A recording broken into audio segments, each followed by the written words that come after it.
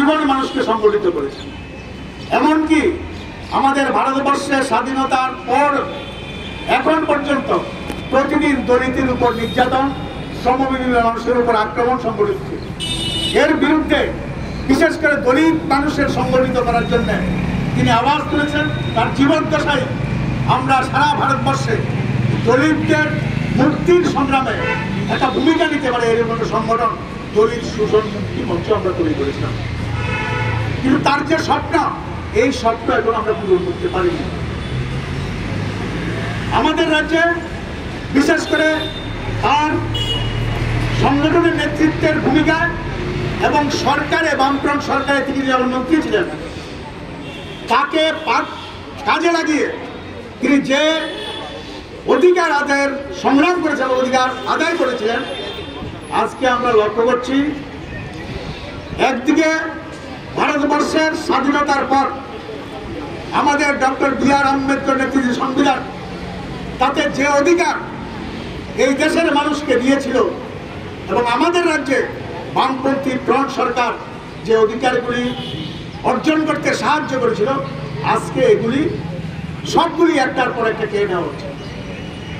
আজকে স্বাধীনতার পরে যে সংবিধান গৃহীত হয়েছিল এবং ভারতবর্ষের গণতান্ত্রিক আন্দোলনের লড়াই সমাজ পরি, তার অন্যতম একটা বিষয় ছিল আমাদের দেশে যে ভেদাভেদ, বর্ণবাদী, তাকে অবসান ঘটানো।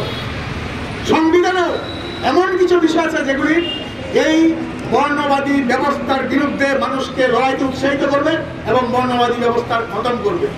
আজকে স্বাধীনতার এত বছর পরে এসে দেখছি আমাদের দেশের যে সরকার, আরএসএস এর আদর্শে পরিচালিত বিজেপি সরকার, তারা এই সংবিধানের মূল ভাবনা এটাকে জলাঞ্জলি দিয়ে আমাদের দেশে মৌলবাদী নীতিকে সংবিধানে অন্তর্ভুক্ত করে, এটাই মূলনীতি এই দেশের, এটাকে প্রতিষ্ঠিত করার চেষ্টা করছে।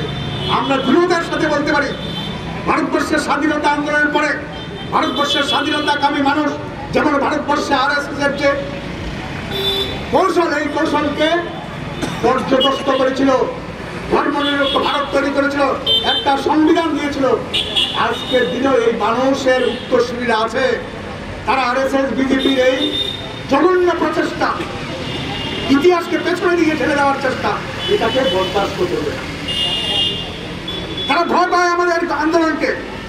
তারা জানে এই বামপন্থী দলিত শোষণ মুক্তি মঞ্চ, আমাদের রাজ্যের তফসিলি সমন্বয় বা আমাদের বামপন্থী দলগুলি যেখানে কাজ করছে, তারা তাদের এই প্রচেষ্টা সফল, তার জন্যই আমরা লক্ষ্য করেছি।